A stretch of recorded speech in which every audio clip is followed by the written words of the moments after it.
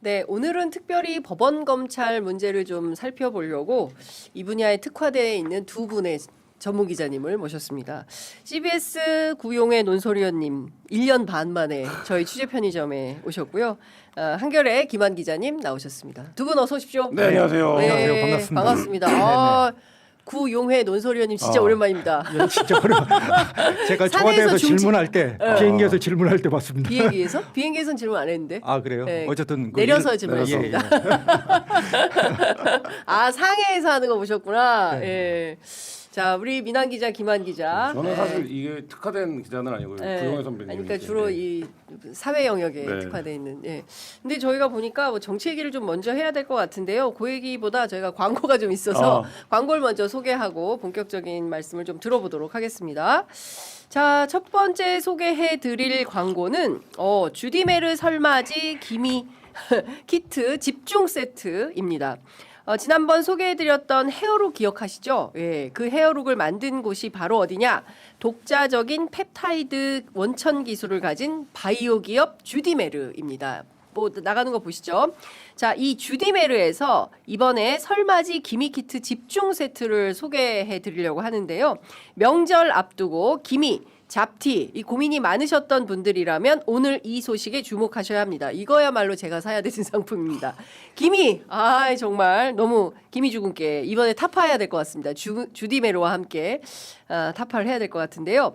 이번 세트에는 세계적인 원료 전시회에서 혁신상을 받은 미백 성분과 특허받은 독자 원료 그리고 비타민 C와 글루타티온이 아낌없이 담겨 있습니다. 단순히 겉만 관리하는 게 아니라 피부 근본의 힘을 길러주는 주디메르만의 기술력이 그대로 녹아 있는데요.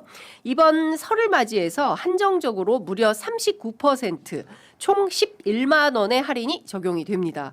기미키트 집중 세트를 이 정도로 경제적인 가격에 만나보실 수 있는 기회는 흔치 않습니다, 여러분. 혹시 고민되십니까? 불만족하시면 100% 환불 보장해 드립니다. 일단 한번 써보시고요. 직접 변화를 느껴보시라는 주디메르의 진심 어린 약속이 바로 100% 환불 약속 되겠습니다. 여러분의 피부, 얼굴 피부에 선물해 보시기 바랍니다. 딴 사람들만 선물 사지 마시고요. 오늘은 주디메르로 여러분들 개인에게 선물해 보시기 바랍니다. 지금 바로 070-7791-7110 070-7791-7110으로 전화하시거나 검색창에 주디메르 이렇게 검색하시기 바랍니다. 여러분들의 소중한 피부를 위한 최고의 선택이 되실 것입니다. 요거 진짜 저도 하나 사서 발라봐야 되겠습니다. 자, 두 번째 소개해드릴 광고는 명품 김치 운림가 소개하겠습니다. 말이 필요 없어요. 우리 이미 다 먹어봤잖아요. 그죠? 여러분 드셔보셔서 아실 텐데 1970년 전라남도 광주 대인시장에서 작은 반찬 가게로 시작했습니다.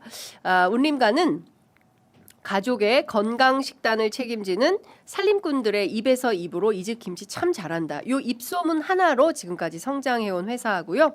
현재는 광주 매월동에서 더욱 깨끗한 환경 속에 반세기 넘게 쌓아온 손맛과 정성을 이어가고 있습니다.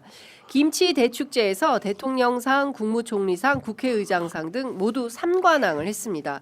누적 27번이나 상을 받았고요. 요 자체가 최상의 김치 맛과 퀄리티를 공식적으로 인정받은 거다. 이런 말씀 드립니다. 두 번째, 단순 국내산 아니고요. 100% 우리 농산물 그중에서도 특등급 원재료만을 사용하고 있습니다. 3년간 발효한 황금 매실액기스, 2년간 숙성시킨 멸치젓갈, 최고급 손국무 고춧가루까지 타협 없는 최상의 재료만을 담았습니다.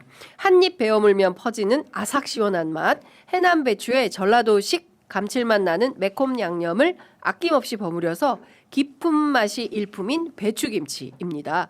신선함의 기본이죠. 당일 생산, 당일 발송으로 2월 15일까지 배추김치 무료 배송 특가로 주문하시기 바랍니다. 지금 유튜브 더보기 그리고 고정 댓글 링크 클릭하시거나 네이버에서 운림가 검색하시면 되겠습니다. 구용의 선배 요 김치 맛을 못 보셨네. 우리 김한 기자는 드셔보셨죠? 아니 안 먹어봤습니다. 안 먹어봤어요? 네. 우리 김한 기자 한번 드셔보셔야 되는데 네. 오늘은 상품이 없어가지고 보여드릴 수가 없네. 많이 아쉽습니다. 이 방송 저 방송 다녀보지만 김치 하는 데는 여기 처음 보네요. 아니에요. 아니에요, 많이 해요? 최경영 TV도 할걸요. 그래요? 네. 많이 합니다. 예, 저 저희가 맛있을 것 같습니다. 제가 또 주부잖아요. 아, 자, 이게 속보가 이게 뭡니까? 장동혁 대표가 오늘 정오에 예정된 이재명 대통령과의 오찬을 재논의하겠다. 최고위원들이 가지 마라 한 겁니까? 최고위원들의 재고 요청을 받아들인 거고요. 장동혁 대표가 또 이런 얘기를 했네요. 청와대 오찬은 부부싸움 화해하려고 옆집 부르는 격이다. 아니, 안 가려면 어제 안 가지. 오늘 이건 또 무슨 날벼락입니까? 어제 그 얘기들이 좀 나왔었어요. 이거를 애초에 장동혁 대표가 그 제안을 한 거 자체가 좀 시기적으로 뜬금이 없었어요. 그러니까 예를 들면 계속 이제 말하자면 극우 논란에 휩싸여 있는데 정색하고 그날도 뭐 대통령에 대해서 뭐 그건을 쏟아내다가 갑자기 민생 문제 해결을 위해서 만나자라고 마지막쯤에 제안을 한 거거든요. 그러니까 이게 이제 결국에는 뭐 자기 포지셔닝이 결국 대통령의 카운터 파트너는 나다. 이거 정도를 선전하는 게 아니겠냐였는데 네. 그래서 대통령실에서도 사실 청와대에서도 받아줄 이유가 사실 없는 제안이었는데 네. 이걸 받으면서 이제 정청래 대표가 들어오는 모양새가 됐는데 뭐 대통령실은 나름의 논리가 있습니다. 왜 그렇게 하는지. 근데 이제 이게 그래서 이제 국민의힘 일각에서 이게 우리를 부르는 거냐, 정청래를 부르는 거냐 이거에 대한 이제 설왕설래들이 어제 좀 있었는데 오늘 네. 이제 그 부분들이 최고위에서 제기가 된 것 같고. 아하. 근데 그렇다고 하더라도 어저께 가겠다고 했고 이 제안 자체도 본인이 먼저 했던 건데 네. 이거를 하루 만에 뒤집는다? 이거는 조금 납득하기 어려운 그런.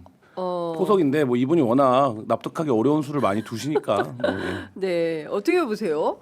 글쎄요, 저는 이게 당 대표, 그러니까 어. 제1야당의 대표가 네. 대통령과 오찬 약속을 했다가 이렇게 깨는 경우는 처음 예. 들어보네요. 그러니까요. 헌정사상 처음 들어보는 그러니까 얘기라. 대한민국 헌정사상 예. 기자 오래 하셨기 때문에 이걸 과연 웬만한 어- 오찬 자리는 다 아실 텐데 이걸 과연 헌정사상이라고 얘기해야 될지 모르겠네요.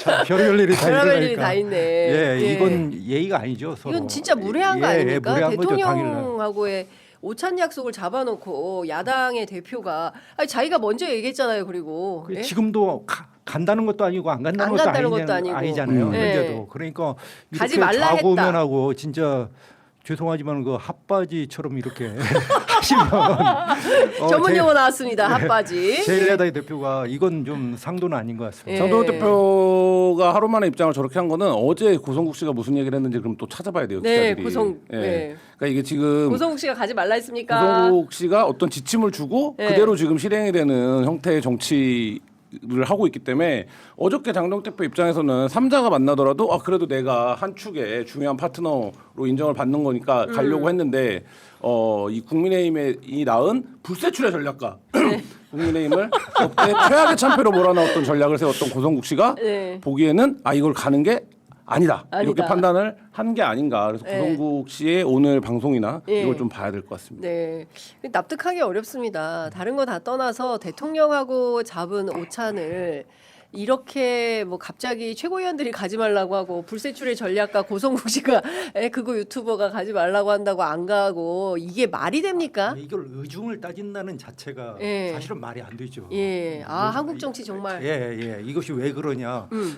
장동혁 당 대표가 왜 안 가냐? 이걸 갖다 내심을 갖다 따진다는 자체가 네. 저는 의미가 없는 일 같고 음. 이것은 본인이 약속을 했고 참석한다고 했으면 당연히 음. 오늘 식사를 하고 그 네. 자리에서 설사 동의를 못 하고 그렇죠. 예, 대통령과 여러 가지 공격도 할 수 있고 네. 합의를 하지 못할 수도 있습니다. 그렇습니다. 그렇지만 거기까지는 해야죠. 예, 그래서 가기로 자기- 했으면 가야죠. 예, 자기 뜻을 관철을 시켜야죠. 예. 그것이 정치적 프로파간다가 됐든 예. 어쨌든 간에 그렇게 해야 그게 제1야당의 당대표지 이렇게 주저주저 하면서 예. 이것도 아니고 저것도 아닌 자세로 이렇게 해가지고 예. 참 한국 정치에 정말 걱정이 계속 한국 커집니다. 정치 정말 예. 후지다. 이게 예. 뭡니까? 지금 10시 20분 지나고 있는데요. 대통령하고의 오찬 약속을 2시간 앞두고 이렇게 깨버린다. 이거는 진짜 그 회사 생활에서도 있을 수 정말 급하게 기본기의 문제죠. 예, 그러니까 코로나 걸려서 못 간다 이런 정도면 모르겠는데 그것도 아닌 마당에 어떻게 이런 방식으로 깨는지 이거는 추가 취재가 좀 필요해 보인다. 아니 본인이 단식까지 해갖고 요구사항이 있다라고 주장했던 거 아닙니까? 네. 그러면 그거를 들어줄 수 있는 사람들이 둘이 거기 있는 거 아닙니까? 어쨌든 자기네가 열세 야당으로서 네. 단독 발의로는 불가능한 거고 예. 그러면 이제 거기에 민주당이랑 뭔가 딜을 하든가 아니면 대통령실에서 큰 틀에서 그럼 이거는 정적인 사안이니까 국회에서 이렇게 정리를 합시다. 이렇게 얘기를 하든가 그거를 유일하게 열세 네. 야당으로서 할 수 있는 기회가 그 자리밖에 없는데 예. 그렇지 않으면 본인이 예를 들면 1대1로 정청래 대표랑 딜이 안 되는 지금 상황이잖아요. 근데 이거를 이렇게 하는 거는 실제로 그 단식 때도 많이 얘기를 했지만 네. 저 단식에 내걸고 있는 목표는 사실 장동혁 대표의 관심사가 아니다. 이거를 스스로 좀 보여주는 입증하는 그런 행보가 아닌가. 그러니까 그거를 관철시키기 위해선 오늘 무조건 가야죠. 그렇죠. 사실 오늘 오찬장소에서 가장 중요하게 논의될 것은 행정통합과 관련된 입법 논의가 될 거다. 왜냐하면 지금 지방선거 앞두고 대전 충남을 비롯해서 뭐 광주 전남 그리고 대구 경북 전 지역이 뭐 20조를 준다니까 지금 너도 나도 손 들고 있는 거 아닙니까? 그러면 지역 정치인인 또 이분이 저 충남 출신 아닙니까? 그러면 가서 적극적으로 어필하고 그밖에 다른 현안들에 대해서도 자기 주장할 수 있는 건데 면전에서 아니 꺼내서 읽어도 되잖아요. 근데 그것도 지금 안 하겠다 우물쭈물 이게 당 대표가 예?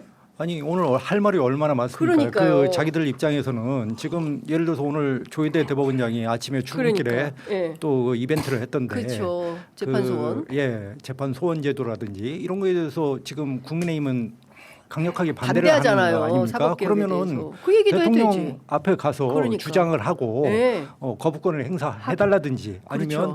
그 여당의 당 대표한테 예. 이건 이러한 이유로 예. 지금 절차상에 여러 가지 문제가 예. 많다든지 예. 이런 이유를 들어서 그 자리에서 해결을 하려고 해야지. 그러니까요. 이걸 밥을 안 먹겠다.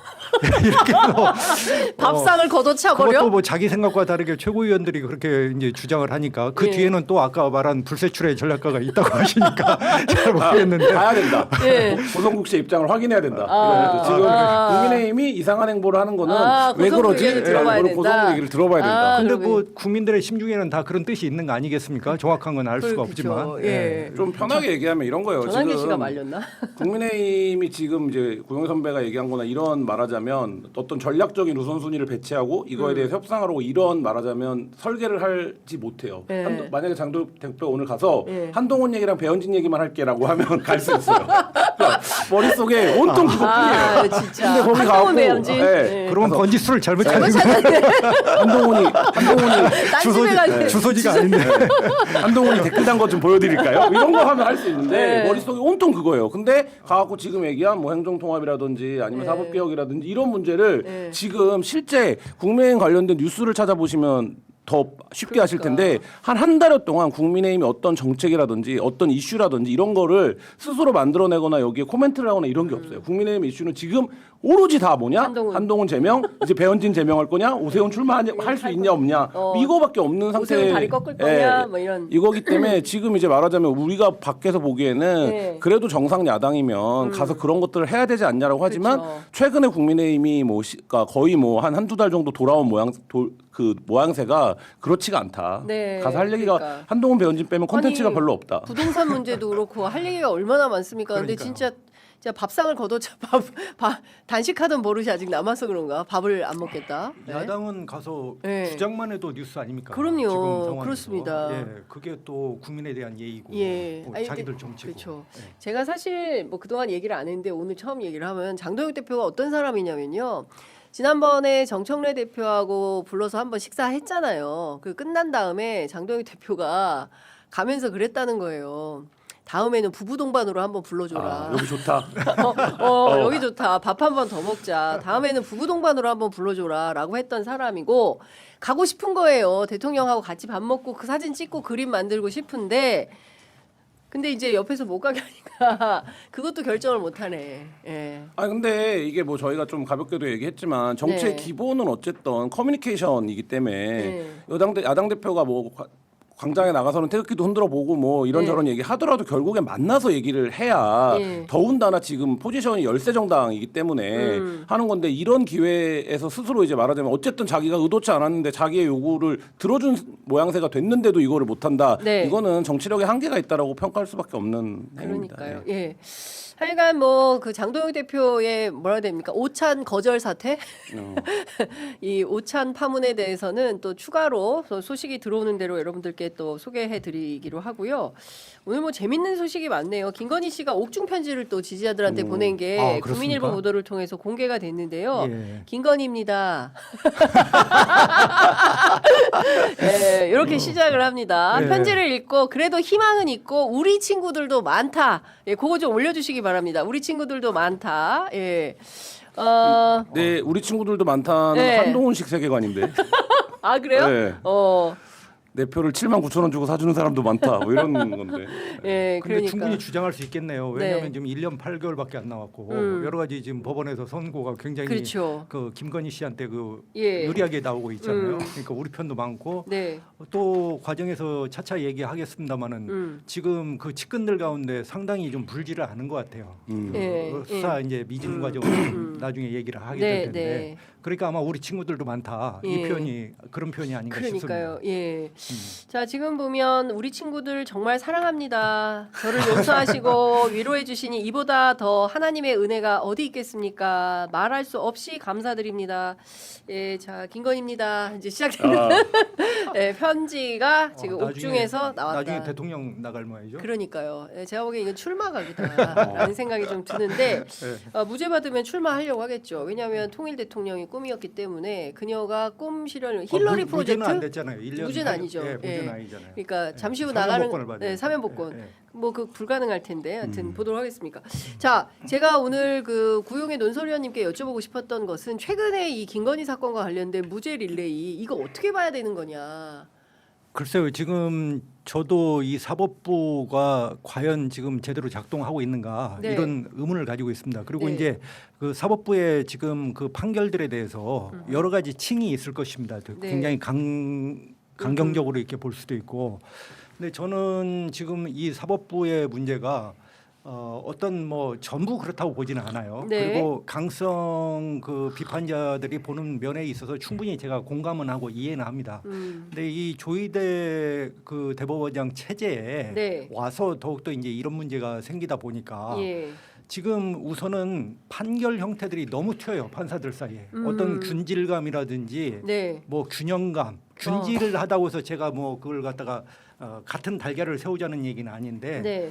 그 한덕수에 대해서는 이제 23년형이 그렇습니다. 선고가 됐어요. 그리고 또 이제 체포 방해에 대해서는 5년이 선고되고 맞습니다. 그다음에 김건희 씨의 주요 혐의에 대해서는 다 무죄가 무죄가 나오고 나요. 1년 8개월 나오고 심지어 이제 창원지법에서는 그 다 무죄가 무죄가 명태균은 아예 그 무죄가 나왔어요. 그렇습니다. 명태균 씨가 뭐라고 했습니까? 나를 만약에 구속하면은 한 달 안에 정권이 무너진다. 정권이 무너진다. 실제로 네. 무너졌잖아요. 그렇죠. 예. 그렇게까지 2년 전에 여름을 그렇게 뜨겁게 달구고 우리를 예. 주술 사유에 그 실태를 갖다 그렇습니다. 적나라하게 고발을 했는데 예. 그런 것들이 이렇게 그 반영이 안 되고 예. 판사들이 이렇게 하는 걸 보면서 이것은 좀 판사들의 개인 기량 뽐내기 아니냐. 이게 너무 그 판결이라는 것이 국민적 법 상식하고 그다음에 안정감이 있고 사회적으로 어떤 그러면 그렇겠구나. 고개가 네. 끄덕여져야 되는데 예. 이 판사마다 너무 다른 거예요. 그러니까요. 편차들이. 예. 그래서 이렇게 할 바에는 그 판사의 개인의 양심이라는 것이 우리가 무엇인가를 한번 이제 질문할 때가 됐다. 왜냐하면 헌법에 보면 재판은 법관의 양심에 따라 예. 헌법과 법률에 따라서 이제 양심에 따라 한다고 하지 않습니까? 예. 과연 그 양심이라는 건 솔직히 저도 제 양심을 모르지 않습니까? 제가 그 제 양심을 스스로 모르는데 그 판사들의 우리가 양심을 알 수도 없는 것이고 어떤 외과 수술적으로 우리가 파헤칠 수도 없는 것이고 네. 이제는 좀 그런 시대가 됐지 않나 그렇게 봐요. 예전에는 우리가 그래도 신뢰를 가지고 그것을 그렇습니다. 좀 이해를 하려고 했는데 지금의 그 행태들은 그런 범위를 벗어났기 때문에 판사들한테 과연 이 판단을 구하는 자체가 맞나. 이제 한계에 온 게 아닌가 예. 이렇게 개인적으로 다 다르고 네네. 너무 편차가 크다는 그렇습니다. 것이죠. 예. 그렇기 때문에 저는 어떻게 보면은 예전에는 배심원제를 굉장히 반대했거든요. 네. 미국에서 뭐 영화로 보면 네, 뭐 다. 저딴 식으로 어떻게 재판을 하냐 예. 이게 전문성도 없는 일반 시민들이 예, 시민들이 나와가지고 예. 이렇게 하냐 그런데 제가 볼 때는 차라리 네. 한국에서 이제 전부는 아니지만은 좀 배심원제를 도입할 도입해야 필요가 되겠다. 있겠다. 저는 네. 그런 생각을 하게 됐어요. 예. 예, 무식한 말 같지만 어떤 변호사나 예. 그 법관 출신들 보면 굉장히 무식하다고 얘기할 거예요. 근데 과연 그 사람들의 정말 양심이라는 거, 그다음에 재판의 사법부의 독립이라는 그 방패 뒤에서 어떤 생각을 하는지 저 사람들의 세계관은 도대체 무엇인지 네. 지금 우리가 알 수가 없잖아요. 그렇습니다. 예, 이걸 그 사람이 다 판단하고 그 사람은 신처럼 갖다 판단을 해서 우리를 다 믿어라? 네. 이제 정말 이게 아니 한계 그리고 봉착이 개인적 있다고 봅니다. 흠결이 있는 사람들 아닙니까? 특히 창원지법 판사 같은 김인택 면세점. 그렇죠. 면세점 그 쇼핑. 막스 말하기 네. 그런 사람 같은 경우에는 기소당한 사람이 어떻게 남을 법대위에서 판관으로서 이래라 저래라 판단을 할 수 있냐, 판결을 할 수가 있는 거냐. 그러니까요. 저는 네. 이제 그 우인성 재판부 네. 그러니까 1년 8개월 이제 김건희 씨에 대해서 1년 8개월 준 네. 재판부가 있고 그다음에 이제 명태균 씨 재판부가 그 김인택 재판부인데 그렇습니다. 두 판결문은 아무리 읽어봐도 논리적으로 일치가 안 돼요. 각본이에요. 예, 무죄줄 법리 결심이라고. 이건 정말 무죄줄 너무 결심? 네. 판사들이 그냥 억지예요. 네. 그 두 분의 논리가 차라리 이번에 그 김건희 씨 좀 여러 강성 지지자들께서는 뭐 상당히 놀랐고 화가 네. 나겠지만 그 김예성 씨라든지 예. 이런 사람들은 판결문을 읽어보면 그래도 판사가 판결하는 데 있어서 예. 그렇게 했겠구나라고 하는 저는 법조기자로서 그런 그 이해가 와요. 김예성, 예. 예. 그 지금 김상민은요? 김상민. 김상민도 거기에 보면 이제 이연복 판사가 그 판결을 했던데 거기에 보면은 합리적으로 그 사실을 증명할 수 있는 증명력이 떨어진다고 얘기를 하잖아요. 네. 그러면 그런 말에 대해서는 한번 귀 기울일 필요가 있어요. 그 부분은 차차 예. 얘기하겠지만은 예. 특검의 어떤 그 수사력이라든지 이런 부분도 큰 그 문제를 저는 제기했다고 보거든요. 근데 아까 말한 창원지법하고 아까 우인성 판사 같은 경우는 도저히 판결문을 읽어봐도 얘기가 안 돼요. 왜냐하면은 그 계약서 얘기가 둘이 나와요. 둘 다 네. 그 계약서. 세상에 어떤 그 정치인이 그 자기 월급을 세비를 절반을 떼가지고 그 월급을 줍니까? 그러니까요. 그리고 그 급여를 하면 계약 관계가 있어야 예. 되잖아요. 우리가 알바를 그렇죠. 해도 우리가 계약서를 그렇죠. 쓰는데 예, 한 달을 예. 해도 계약서를 쓰는데 예. 계약서가 없는데 급여라고 이렇게 판단을 하잖아요. 예. 김인택 예. 재판부가 예. 7개월 동안 급여를 예. 줬다고. 거기는 또 계약서 문제를 안 꺼내요. 안 꺼내요. 예. 근데 우인성 우인성 재판부는 또 계약서 그 얘기하죠. 여론조사를 하는데 네. 계약서가 계약서가 없었다. 대통령 없으니까. 후보하고 그 대통령 부부하고 예. 계약서가 없었다. 여기는 또 계약서를 갖다 또 걸고 그렇죠. 그러니까 상반되게 다 계약서를 서로 따로 보는 예, 거예요. 걸고 예. 넘어지거든요. 말이 안 되잖아요. 예. 누가 그 대통령 후보가 예. 그걸 계약서를 쓰고 여론조사를 한다는 건 그렇죠. 정말 있을 수도 없는 일이고. 그리고 또 차용증이 있으니까 또 무죄라고 봐요. 김건희 재판부도 그 돈을 줬는데 이 돈을 주는 거에 대한 어떤 이제 말하자면 소위 간단히 얘기하면 계약서가 계약서가 없었기 때문에 인식이 없었다 이렇게 그렇죠. 예. 본 거죠. 저는 이분들이 지금 한국 사회에 살고 있지 않는 분들이라고 생각을 해요. 이 사람은 어디 살고 있는 거예요? 예, 모르겠어요. 절에고대에 살든지 아니면 뭐 안드로메다에 안드로메다 사시는 사는 것 같아. 사는 분들인지. 예. 그래서 그 우리 일부 판사들이 너무 그 자기 세계에 빠져 있고 그다음에 이것이 이제 계층이 달라지고 신분이 달라지면서 이렇게 화석처럼 돼가고 있는 거 아닌가. 그래서 이것을 막을 방법은 다른 방법이 없잖아요. 예. 아까 말한 배심제 외에는. 예. 현직 판사가 예. 화석화돼. 근데 다 젊은 판사들이에요 또. MZ 요새 세대. 뭐 젊고 나이 먹고가 상관이 관계는 없다. 있을 수 있지만 또 네. 관계가 없을 수도 있잖아요. 이런 거 보면 논리적인 구성을 보면 아 이거는 무죄를 줄 결심을 했구나 이렇게밖에 볼 수가 없어요. 그러니까 네. 지금 이제 공영 선배 얘기하셨지만 어떤 굉장히 선택적으로 증거를 쓰죠. 그러니까 예를 들면 이거를 무죄 증거로 무죄에 유리한 증거는 적극적으로 활용을 하고 근데 우리가 이미 들었던 예를 들어서 뭐 김건희 판결 같은 경우에 대통령과 김건희 육성이라든지 그다음에 주고받은 카톡이라든지 그러니까. 이미 이제 공개됐던 아 이거는 누가 봐도 야 저도 이제 탐사 보도를 오래 했지만 그런 예. 정도의 증거가 나오는 사건은 사실 별로 없습니다. 그러니까 딱 떨어지는 증거가. 근데 예. 그런 거 나왔는데 그거에 대해서는 아 그럼에도 불구하고 공천관리위원회가 예. 도장을 절차를 밟아서 공천을 했다 이런 거거든요. 그러면 공천관리위원회가 당연히 절차를 밟는 거지. 그 논리로 가면 김경, 강선우도 다 무죄예요. 그러니까 그거는 형식적으로 그 절차를 안 밟을 수는 없는 건데 예. 그거를 이제 말하자면 무죄 증거로 썼다라는 거. 뭐 이런 부분들에서 굉장히 좀 그러니까 이거는 그냥 무죄를 주기로 했다 이렇게밖에 볼 수가 없고 저는 창원지법 문제는 조금 다른 측면도 있다고 보는데 이거는 수사가 좀 약간 잘못됐어요. 그러니까 공소 자체가 아. 그러니까 어떤 구조 창원지검이 수사를 예, 잘못했다. 어떤 구조냐면 저도 이제 그 사건을 오래 했습니다만 예. 이제 애초에 명태균과 김영선은 진술의 일치도가 높았습니다. 왜냐하면 둘은 어차피 공범관계이기 예. 때문에. 근데 지금 판사가 인정한 거는 대부분 그 진술을 인정한 거거든요. 그러니까 이거에 대한 반대 진술을 한 건 강혜경 씨란 말이죠. 네. 근데 강혜경 씨의 진술은 판결문에서 거의 인용되지 않아요. 그러니까 명태균 씨가 진술한 내용들을 거의 그대로 받아들입니다. 네. 그리고 김영선도 명태균이 진술한 내용이 거의 맞다라고 진술을 네. 해놨거든요. 그러면 이건 뭐냐면 굉장히 여러 증거들이 있는데 판사는 이 여러 증거들이 엇갈려. 근데 이거는 핵심 당사자인 둘이 월급을 주고 받은 거라고 하네. 이렇게 이제 봐버린 거거든요. 아, 셋 중에 둘이 똑같이 예, 얘기하니까 두 얘기를 사람 하니까. 얘기가 맞다. 근데 창원지검이 그렇다면 말하자면 이 진술은 엇갈릴 수밖에 없는 거고 강혜경 씨 진술을 그 뒷받침할 수 있는 물적 증거라든지 객관적인 것들을 여러 확보하려고 했는데 뭐 강혜경 씨도 이 방송도 여러 번 나왔었던 걸로 제가 아는데 그 얘기 하려고 그러면 다음에 하자 그랬다는 거잖아요. 계속. 그러니까 말하자면 판사가 제출을 하면 제출을 얘기는 다음에 합시다. 뭐 오늘은 좀 다른 얘기 재미난 얘기 좀 해볼까 뭐 이렇게 지금 판사가 아니라 검사가. 그리고 중간 단계, 그러니까 11월 초에 예. 이게 굉장히 이제 오래전 일이 돼버렸는데 이미 11월 초에 창원지검이 완결적인 수사 보고서를 만듭니다. 이 수사 보고서를 보고 윤석열이 계엄의 트리거가 됐다라고 우리가 얘기를 했던 거잖아요. 그럼 11월 초에 창원지검은 이미 이 사건의 얼개를 다 파악을 한 겁니다. 네. 근데 이게 기소까지 얼마나 걸립니까? 그 후에 굉장히 오래 걸립니다.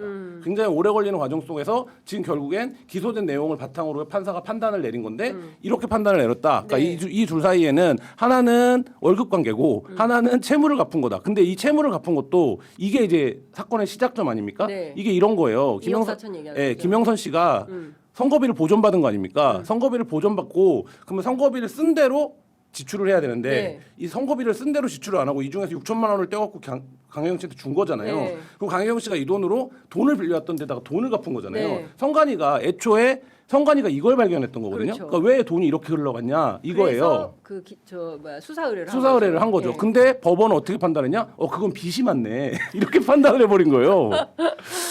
그러니까 수사할 때부터 그 네. 창원지검이 이제 그 정유미 검사장이었잖아요. 그렇죠. 사실 친윤의 이제 그 예. 핵심 검사장이었고. 이 사건으로 정유미 검사장도 기소가 됐어요. 예, 뭐 사실은 정유미 검사장이 있을 때부터 이런 의혹이 있었고요. 예. 봐주기 의혹이 있었고, 저도 그 김한 기자 말씀에 동의를 하는데 이 수사와 재판이 모두 문제가 있다 이렇게 봅니다.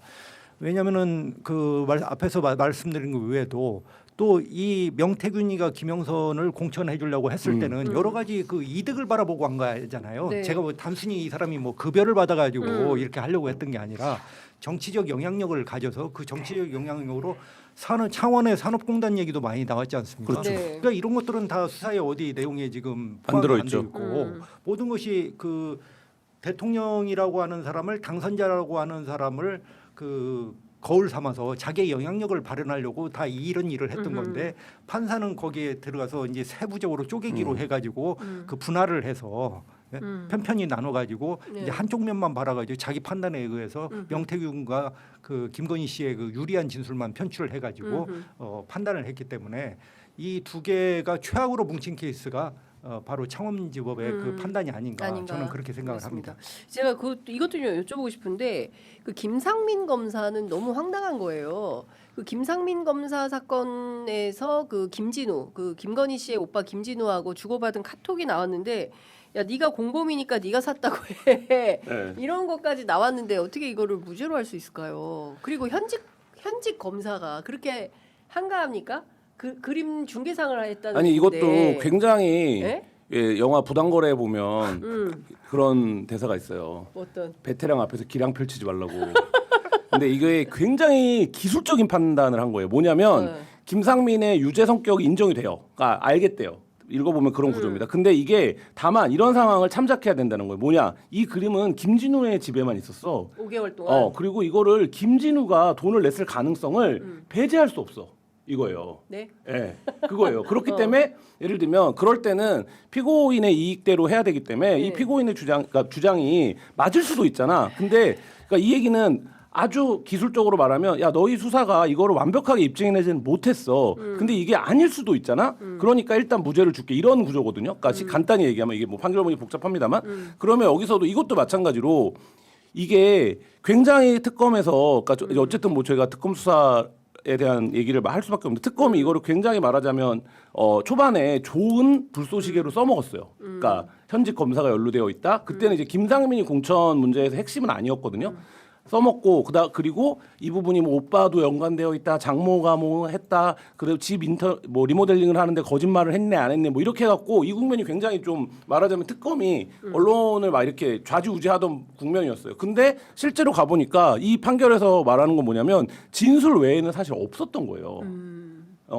그러니까 이게 지금 왜 이렇게 계속 특검이 어떤 사건을 그리고 네. 아까 얘기했던 김예성 건 같은 경우에는 본건에 대한 기소가 아니라 지금 별건 기소가 무죄가 난 거거든요. 이 별건은 뭐냐면 이 사건에서 제일 이상했던 건 뭐냐면 야 다망해가는 IMS 모빌리티라는 회사에 왜 그렇게 굴주의 대기업들이 돈을 막 댔어? 김예성이 아무것도 아무것도 아닌데 김예성이 뭐라고 이렇게 된 거예요. 근데 이게 그러면 옛날에 K스포츠 미르재단이랑 똑같은 거네. 김예성 뒤에 누가 있는 줄 알고 그렇지. 기업들이 알아서 이거를 한 거네. 네. 이게 핵심이에요. 다 민원이 있던 회사 카카오 예. 모빌리티 등 해서 다 예. 민원이 있었던 그 이제 회사죠. 그 박영수 특검이 개발해냈던 엄청난 논리 묵시적 청탁론이 있지 그렇지. 않습니까? 실제 청탁에 관한 얘기를 하지 않아도 네. 서로 그거에 대한 인지가 있으면 묵시적 청탁을 인정한다라는 네. 판례도 있었는데 네. 이게 그런 사건이라고 처음에 접근이 거죠. 됐던 거라고요. 네. 근데 그게 잘 안 됐어. 뭔가 안 됐어요, 수사가. 그러니까 뭘로 간 거냐? 이 중에 24억 원은 네가 횡령한 거네. 이렇게 간 거거든요. 네. 근데 이게 지금 무죄가 난 거예요. 그러면 여기서 물어야 될 거는 특검이 그렇게 뛰어났던 에드벌론에 비해서 이 사건의 본류는 왜 수사가 안 된 안 것이냐. 됐느냐. 그러면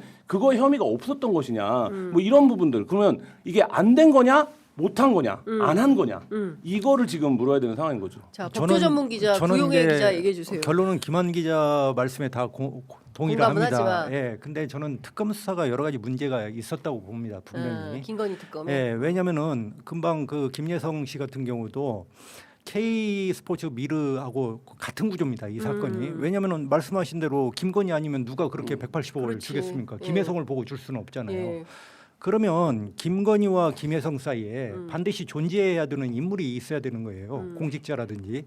예전에 K 스포츠 할 때는 안종범이 있었잖아요. 그렇죠. 공직자가 어떤 해서 그렇습니다. 그다음에 안종범 박근혜 수첩. 대통령이 또 직접 지시한 걸 안종범이가 이거 썩었어요. 써놓고 그랬잖아요. 예. 그러니까 그런 증거들이 부족한 건 사실이에요. 예. 지금 명확하게. 예. 예. 근데 과연 특검이 그러면 이런 것을 다 알고 있었을 텐데 이 수사를 하는 과정에서 특검이 좀 여러 말이 많았잖아요. 사실 맞아요. 검사들이 수사 검사들이 태업을 하고 뭐 검사들이 태업하고. 뭐 돌아가겠다 이렇게 하고 그러니까. 사실상 제가 들어보면 그 당시에 그렇게 하면서 사실상 검사들의 수사가 끝났다는 거예요.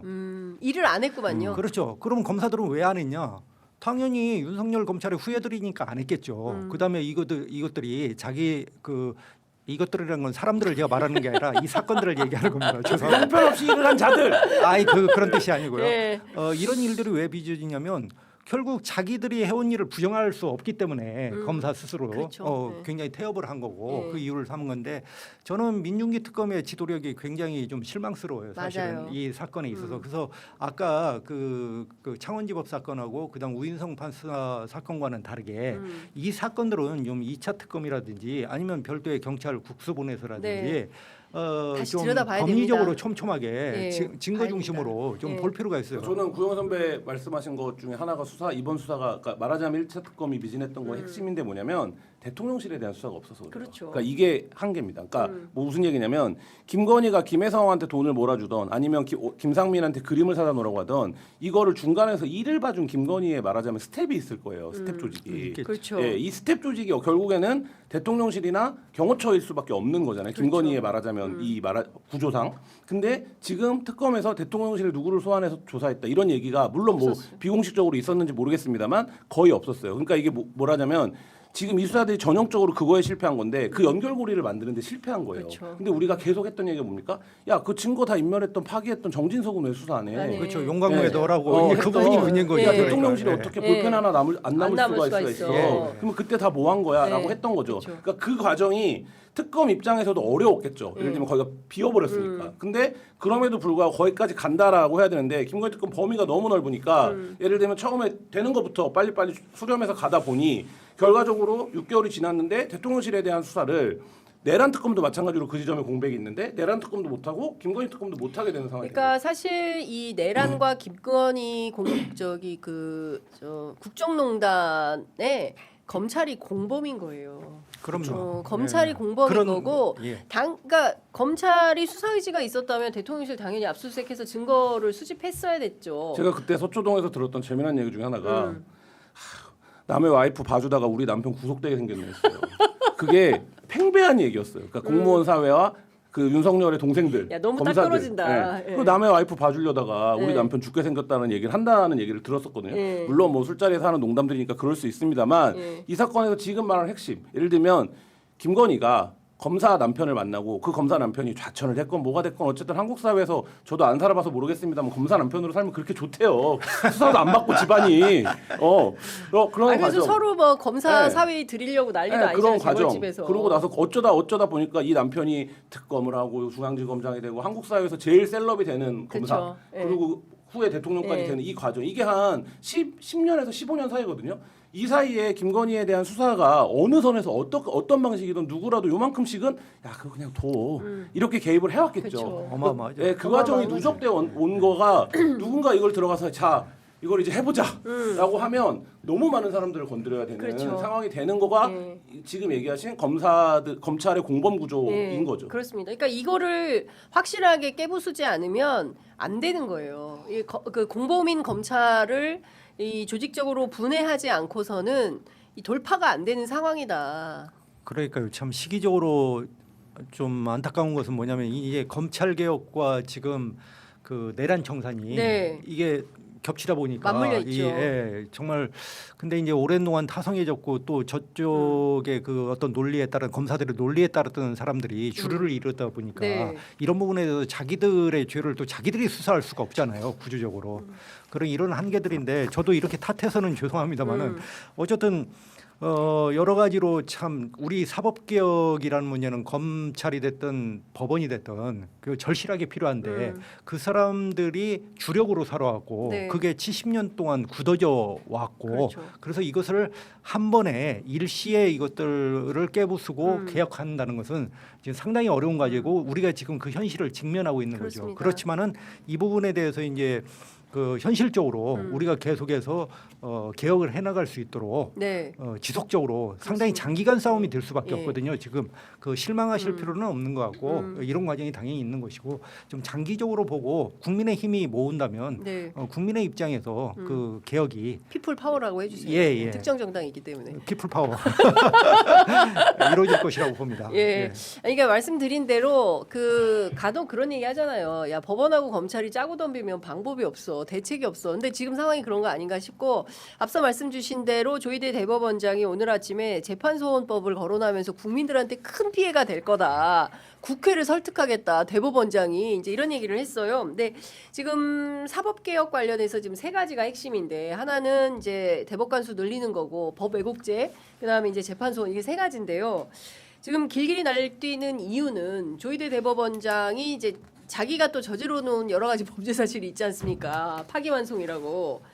이 부분에 대해서 혹여라도 나에게 다 돌아올 칼날 이거 계속 막고 있었던 거예요. 법원, 검찰 짬짬해가지고 그죠? 근데 이거를 이제 제도가 바뀌면 또 상황이 변경될 수 있기 때문에 그에 대한 상당한 위협을 갖고 있는 거 아닌가 싶은데 어떻게 보십니까? 예. 오늘 저는 조희대 대법관의 행태가 또다시 비겁하다고 봅니다. 왜냐하면 오늘 이제 국회에서 3법이 통과된다고 지금 예고가 네. 되어 있잖아요. 근데 오늘 이제 기자들한테 하는 것은 틀림없이 공부실에서 기자들을 앞에 세웠겠죠. 오늘 대법원장이 할 말이 있으니까, 미리 앞에 세워라. 나와서 미리 세워라. 네. 정말 이건 비겁한 짓이라고 봅니다. 근데 늘 이런 식이에요. 예. 늘 이렇게 그 기자들을 방패로 세워. 예, 그러다가 평소에는 질문해도 그냥 들어가니까 가버리고. 이제 예. 기자들이 안 서 있거든요. 예. 그러면 왜 하필 오늘입니까? 어제도 아니고 그럼 열흘 전에 네. 경고를 주려면 계속해서 하든지 그렇게 해야지. 그리고 대법원장이라는 분이 국회의장을 만나든지 여당 대표를 만나든지 야당 대표를 만나서 그러면 그 논의를 해야 되잖아요. 네. 이 문제에 자기들 불만을 표시하는 방식이 있을 거 네. 아니겠습니까? 예. 그런 일들을 안 하고 그게 하는 자체가 뭐 사법부 독립이기 때문에 난 못한다 이런 거 아닙니까? 그러니까 독립은 뭐든지 자기들은 그냥 멋대로 하는 게 독립이 멋대로 하는 게 아니잖아요. 독립이잖아요. 지금. 아니 무슨 예. 저기 그 누굽니까 저 자유당 시절이 아니잖아요. 멋대로 그냥 고무신 멋대로 나가지고 그러니까 뭐 지금 이럴 때가 있어요. 조희대 대법원장은 지금 한판 뜨자는 겁니다. 계속해서 조희대는 한판 뜨자. 예, 저번에 이제 박영재 씨를 법원 행정처장으로 이렇게 예, 뒀잖아요. 그렇습니다. 그 이재명 그 이제 재판의 주심 파기환송 재판, 주심 재판인데 판사죠. 예. 이건 한판 뜨자는 얘기예요. 사실은 예, 지금 계속해서 도발을 하고 있는 것이고 네. 저는 그 일설에하면 이제 법조계에서 지금 돌고 있는 얘기가 뭐냐면 대법관을 지원하더라도 대법관 26명을 지원하는 건 아무 문제가 없어요. 아무 하자가 없어요. 그냥 하면 돼요. 법을 네. 바꾸면 되는 문제고 뭐 12명이 지상 낙원에 무슨 신이 설계해 준 제도가 아니기 때문에 14명. 예, 14명이 그 문제는 하면 되는데 이 문제에 대해서 그 반발하기 위해서 조희대 이제 대법원장이 이제 이런 식으로 하고 있는 건데 저는 이 조희대 대법원장이 대법관 증언을 하면 내년 7월이 임기잖아요. 네. 근데 7월 달까지 그 임명 추천을 해야 되잖아요. 그 대법원장이 어쨌든 간에 안 할 가능성도 있다는 거예요. 에? 그렇게 증언을 법을 만들어 주셔서 좋습니다. 그렇게 임명 동의를 안 해버린다고요? 네, 안 할 수도 있다는 거예요. 그러니까 이게 그런 그러니까 조희대가 임명 동의를 안 해버린다. 대법원장 후보가 와도 예. 이제 그 청와대 대통령한테 이제 네. 해야 돼. 임명 제청을 청와대는 12명에 대해서. 임명 제청을 해야 되잖아요. 예. 근데 안 할 수도 있다는 얘기가 나와요, 법원에서. 아, 그럼 저는 그게 이제 그럴 수 사보타지네 그러면. 그렇게 할지 안 할지는 몰라도 그건 어차피 시간과의 싸움이에요. 내년 네. 7월이면 해소되는 문제입니다. 그 문제는 뭐 조희대 대법원장이 그 하든 안 하든 네. 그건 뭐 상관이 없어요. 네. 그걸 하든 안 하든 네. 그런 정도로 지금 그 조희대 대법원은 한판 하자. 지금 그런 자세로 임하고 있기 국민하고 때문에 지금 한판 뜨자는 거죠. 예. 그런 지금 예. 자세라고 생각을 합니다. 근데 이제 재판 소원제도 관해서 저는 좀 개인적으로 솔직히 그 작용도 있고 이제 부작용도 있지 않습니까? 이 문제가. 네. 재판 소원이라고 하는 문제가 사실은 우리가 이제 그 5공화국 출범할 때 헌법에 이제 헌법재판소가 우리가 들어가면서 이제 이 문제가 거론이 되기 시작했어요. 그래서 헌법재판소가 어떤 행정기관의 처분이라든지 결정에 대해서 그것이 국민의 기본권을 침해했을 때는 그 헌법소원을 제기할 수 있는 우리한테 권한을 줬단 말이에요. 국민의 네. 기본권이라는 권한. 네. 그렇게 해서 시작이 된 거고 당시에 그 5공화국 헌법을 설계할 때 논란이 많았어요. 그러면 법원의 판결에 대해서는 어떻게 할 거냐. 이 부분에 대해서 논란이 많았었습니다. 네. 근데 아무래도 이제 법을 만드는 사람들이 법조인이다 보니까 네. 그 당시에 이제 두 가지 논리인데 이렇게 이제 하나 그 법원 판결에 대해서 피해자 구제를 한다고 보면은 피해자 구제가 자꾸 늦어질 수 있다. 그 지연될 수 있죠. 네, 그건 뭐 그렇죠. 사실이죠. 네. 그다음에 하나는 법적 안정성이 이제 떨어진다 해가지고 그 논리로 해서 결국 우리가 단서 조항을 넣게 됩니다. 네. 헌법재판소법의 68조 1항에 네. 법원의 판결에 대해서는 그 예의적으로 원칙적으로 헌법 소원 대상이 아니다. 이 조항을 걷어내면 되는 거예요. 네. 그래서 이런 역사가 있는데 문제는 이제 그 국민의 그 기본권을 법원이 실상 침해를 하잖아요. 네. 왜냐하면 우리가 그 이재명 그 후보에 대한 그 공직선거법 재판 때 그것을 명확하게 봤단 말입니다. 네, 그렇죠. 왜냐하면 절차를 무시하고 네, 그냥 해버렸잖아요. 해버렸죠. 확인성을. 왜냐하면은 그러면은 그것은 국민의 기본권을 침해한 거예요. 왜냐하면은 국민의 선택권을 갖다가 대법원이 말살을 한 겁니다. 그렇죠. 사실은 왜냐하면은 네. 대통령 후보로 이미 지명이 됐거든요. 그렇습니다. 대통령 후보의 출마를 야당의 후보로 네. 지명이 됐는데 네. 그것을 대법원이 나서서 네. 후보로 지명된 거 다 필요 없고 그렇죠. 내 말 무조건 들어. 안 돼. 이게 선거권 해버린 거죠. 선거권을 뺏어야 돼. 이 뺏어야 사람은 돼. 절대 네. 뺏어야 돼. 네. 라고 해서 이제 30일 만에 그냥 그렇죠. 입사천리로 예. 자기들 마음대로 한 거잖아요.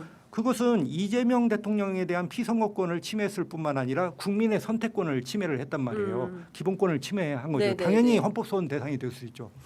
그런데 아까 말한 이제 헌법소원을 했을 때 뭐 사심제로 네. 가면 정치인이나 돈 있는 사람이 재판에서 유리할 수 있다라는 것도 부작용으로 맞아요. 그 네, 말도 네. 틀림없이 그렇죠. 맞는 말인데 과연 그 논리로 그러면 이것을 다 방어를 할 수 있는 거냐? 그러면 도대체 너네가 네. 스스로 국민의 기본권을 침해했을 때 법원 너네가 자정작용이 있느냐? 국민들이 이걸 묻는 거예요 지금요. 네.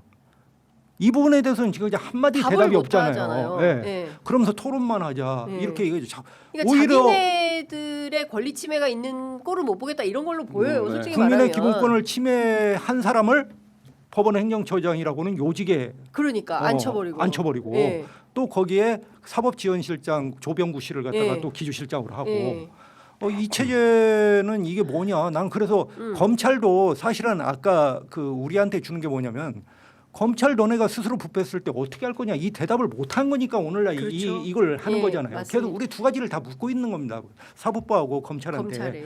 너네가 판사나 검사가 스스로 범죄를 저질렀을 때 너네가 어떻게 작용을 할 안 텐데 하고 있잖아요. 지금까지 보니까 너네 하나도 안 해. 너네 아니 마음대로야. 지기현 판사 룸사롱 뭐가 됐습니까? 네. 그 제주도에 애기 보러 다닌 네. 판사들 지금 그러니까 하고 있죠. 이 분노, 국민의 의문 이것을 갖다가 대법원이 검토를 해야 되는데 오늘 그냥 나와가지고 기자들은 그냥 받아 쓰지 않습니까? 그렇게 해서 반대한다 이렇게. 근데 이런 부분들은 있는 것 같아요. 그러니까 예를 들면 이재명 대통령도 그런 얘기를 했었었는데 결국 이 사법개혁의 궁극적인 목적이 뭐냐 이 부분에 맞춰서 제도 설계가 있어야 되는 그쵸. 거예요. 그래서 예를 들면 검찰개혁에서 보안수사권 논의를 할 때 이재명 대통령도 그 얘기를 했지만 보안수사가 반드시 있어야 될 것 같은 사건들이 있어요. 분명히. 그러니까 있어요. 그러니까 그 자체를 부인할 수 없어요. 근데 그동안 이 논리가 있는데 이게 현실이 있는데 그동안 검찰이 수사 기소를 다 자기가 하면서 어떤 사건들을 이렇게 만들고 어떤 사건들은 별건 수사고 뭐 이런 역사가 있으니까 야 검찰은 아예 수사를 못하게 해야 돼.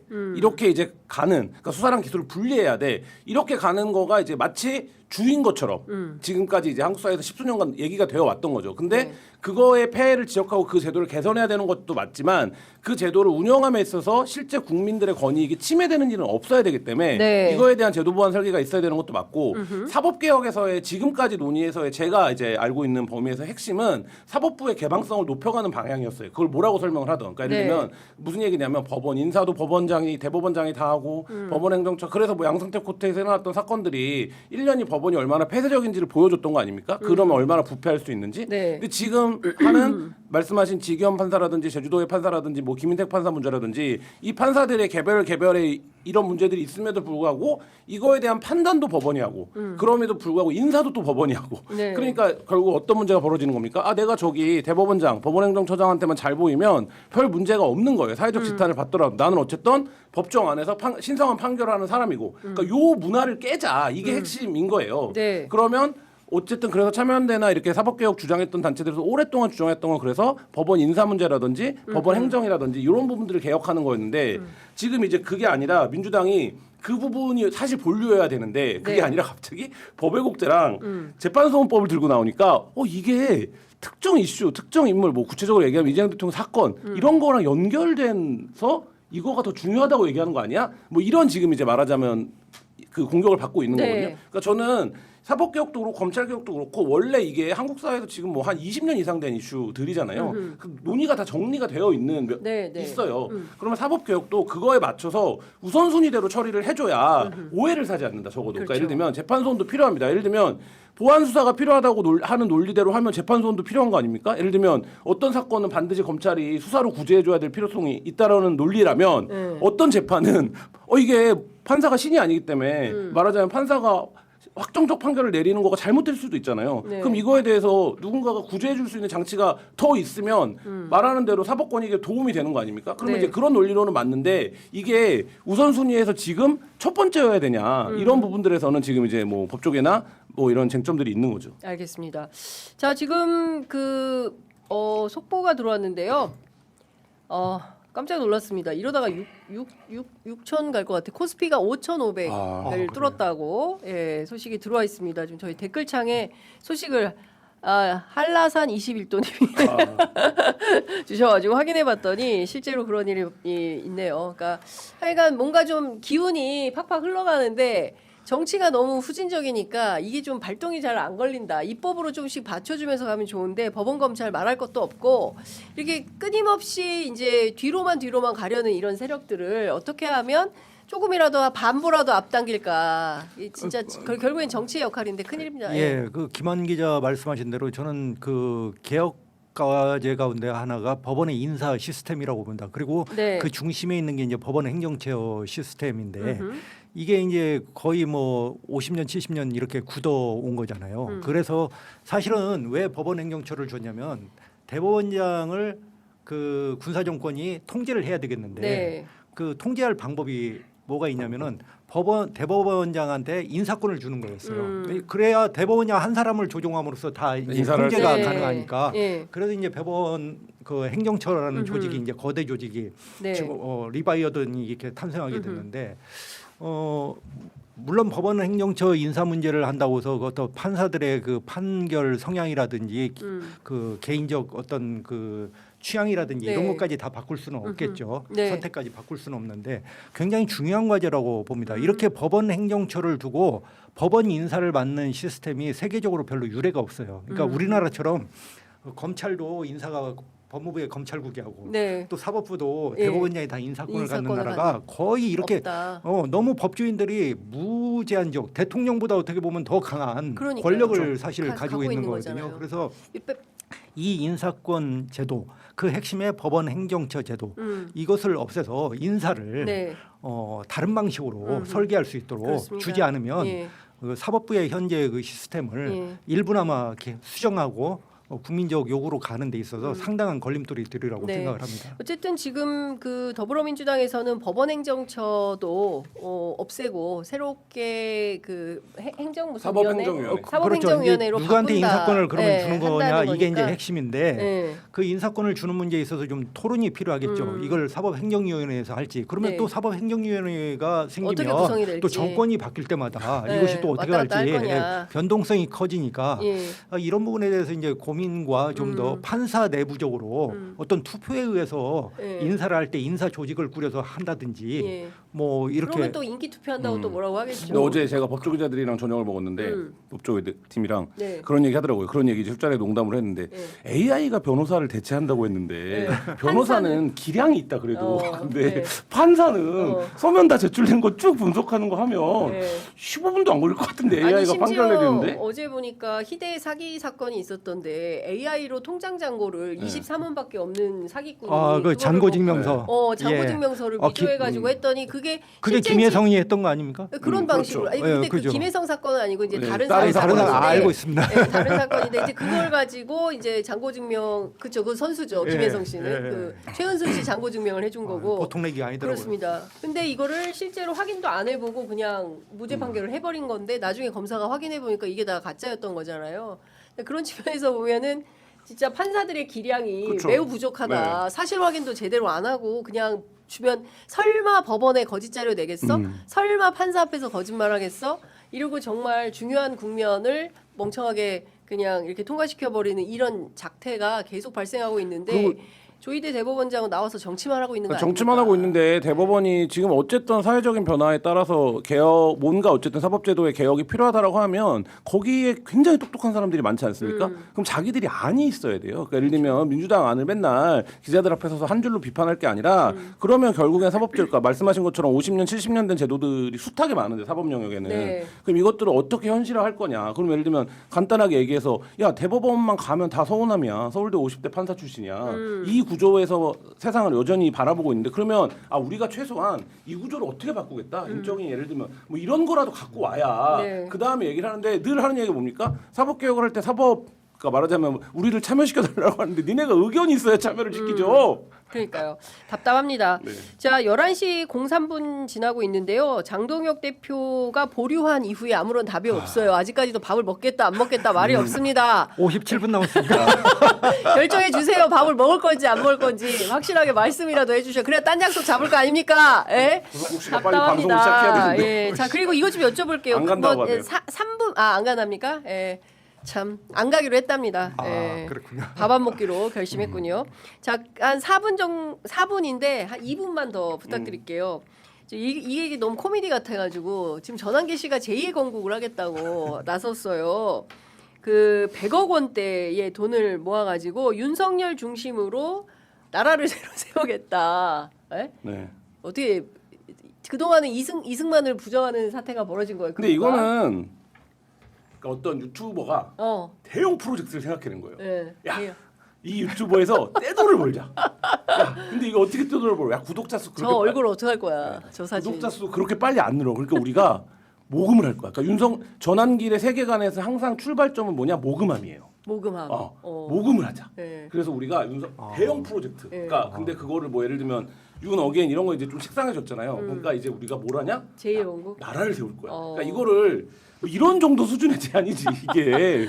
이 코미디를 어떻게 아니, 봐야 돼요? 뭐 저렇게 모금할 필요가 뭐 있어요. 어차피 당 장악했는데 네. 이제 당권 장악하고 그러면은 국민의힘에 가면 금고에 돈 엄청 많아요.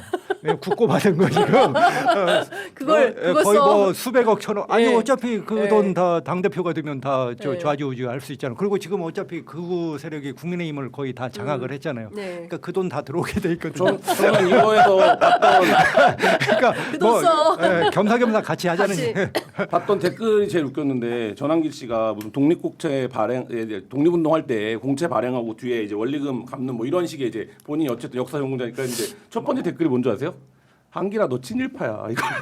너 한기라 너는 독립군이 아니야. 아니야. 김한 기자는 상당히 연구를 많이 하네. 예. 나는 뭐 저분들이 얘기하는 걸 거의 보지 않으니까. 아유, 하여간 진짜 네. 이제 코미디도 이런 코미디가 없다라는 생각이 좀 들고요. 진짜 나 국가 정상화가 필요한 길목에 저렇게 황당무계한 일을 하는 사람들이 여전히 활개치고 있고 그런 사람들의 지도를 받아가지고 그 야당 대표라는 사람이 대통령하고 약속한 오찬장에도 안 가겠다고 하고 이런 생떼 정치를 언제까지 봐야 되는지 참 한심하고 답답하다 싶습니다. 그러니까 이게 현실이고요. 이것이 현실입니다. 그래서 그 우리가 부정할 것이 아니고 뭐 욕은 할 수 있지만 이런 현실 속에서 좀 지혜롭고 저는 좀 삼법도 좀 지혜롭게 잘 해결을 해 나갔으면 좋겠어요. 우선 할 것을 하고 네. 그렇게 가서 막 또 유연 시비라든지 이런 것에서 개혁이 자초되는 것보다는 그렇습니다. 저는 이재명 대통령이 여러 가지로 참 이번 부동산 대책을 하면서도 보수 언론에서는 뭐 굉장히 화를 내고 SNS를 통해서 뭐 격정적으로 한다고 하지만 그렇지만 이재명 정부는 과거에 문재인 정부하고 다른 점이 뭐냐면 디테일에 있어서 새로운 방안을 내놓잖아요. 2년 유예라든지 그렇죠. 전세하도록. 예. 그래서 설계를 할 때 이런 디테일까지 이렇게 생각을 해가지고 네. 해야지 개혁을 해야 한다는 부분에서 저도 전적으로 공감을 하고요. 그래서 그런데 그 개혁이 시간이 걸린다. 그래서 하나하나씩 해나가는 과정. 그리고 그 그렇습니다. 반발이 있고 또 섭섭하죠. 사실 한 번에 하면 좋죠. 그게 혁명 아닙니까? 그 혁명이라는 것은 현실 사회에서 그렇게 쉬운 건 아닌 것 같고요. 좀 지혜롭게 잘 갔으면 그러니까요. 좋겠습니다. 그렇기 때문에 이제 저희 같은 대한 언론, 특히 언론의 역할이 매우 중요하다라는 생각을 합니다. 사법개혁도 검찰개혁도 결국에는 언론이 적극적으로 취재보도하면서 사실을 확인하고 파헤치고 여론을 형성하고 이런 과정이 굉장히 이제 중요하고 이 두 민환 기자님께서 늘 현장에서 애쓰시기 때문에 저희 취재편집 모셔서 말씀도 듣고 했는데요. 네, 그런 차원에서 보면 더욱더 열심히 뛰셔야 될 것 같다라는 생각이 좀 듭니다. 뉴스가 좀 없는 세상이 오면 좋겠습니다. 뭐야 기자가 네. 왜 그래? 너무 많아요. 이거 예, 기자가 1위. 예, 일이 많긴 한데 네. 또 보람도 느끼시죠 선배는? 예, 그렇습니다. 안 그렇다고 말하면 큰일 날 것 같으니까. 알겠습니다. 네, 최근에 여러 뭐 풍파 때문에 저희가 이제 구독자 여러분들 많이 좀 도와주시면 좋을 것 같고요. 풍파가 주변에 있었습니다. 이런 매체 하나 필요하다. 진짜 필요하거든요. 취재 편의점 현장 이제 그 작지만 강하게 현장을 잘 뛰고 있습니다. 그리고 논점 이탈하지 않고 현장에서 확인된 내용들 꼼꼼하게 여러분들께 다 보도하고 있습니다. 그래서 많이 도와주시면 좋을 것 같고요. 구독, 좋아요, 알림 설정으로 여러분 큰 도움 주시기 바랍니다. 자, 두 분 말씀은 오늘 여기까지 듣겠습니다. 고맙습니다. 네, 감사합니다.